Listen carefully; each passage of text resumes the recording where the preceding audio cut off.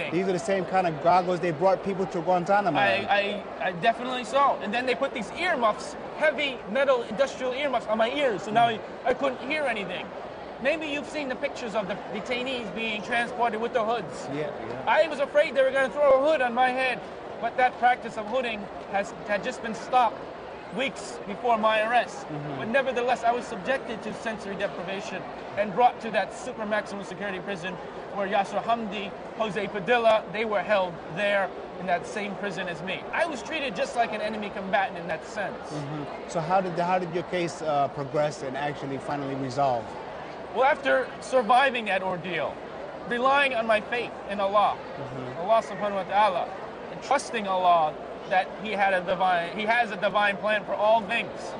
Getting through it with my iman and my faith, they would never charge me with those heinous crimes, those capital offenses. Because when I looked at it, I thought if they could find any little thing on you, they would use that thing and magnify it 100 times, and they would keep you on that. So well, alhamdulillah. They released me from prison, and then they charged me with not all these capital crimes, but they tried to charge me with mishandling classified documents, saying that I was taking classified information. But there was no classified information that I ever had. So the whole case had to be dropped. I was cleared. I was sent back to the Army. I would resign from the Army, get an honorable discharge, and even get another Army Commendation Medal for exceptional meritorious service. But I never got an apology, and I'm fighting today for that apology, and I have some support from members in Congress helping me to get this investigation completed to show that what happened to me was a gross miscarriage of justice. Okay, Akhi Yusuf, I guess they always like to know a bit about the background about, our viewers like to know about our guests. So tell us a bit about how you became Muslim. Yes, I'm a Muslim convert. I was born and raised in America. My parents were born and raised in America. I'm a third generation Chinese American. Converted to Islam in 1991 after interfaith dialogue. And it was then, shortly after converting to Islam, I was deployed as a U.S. soldier, a Patriot missiles fire control officer, to Dhahran, Saudi Arabia. And I was living on Khobar Towers. And from Khobar Towers, as a Muslim who converted only 5 months earlier, I went on a trip to Umrah to visit Mecca for the very first time with some nice brothers from Saudi and with some other Muslim Americans. And that opened my eyes to the vast diversity that we find in the religion of Islam, and that inspired me to want to come back and become one of the first Muslim chaplains in the Army. And I did that.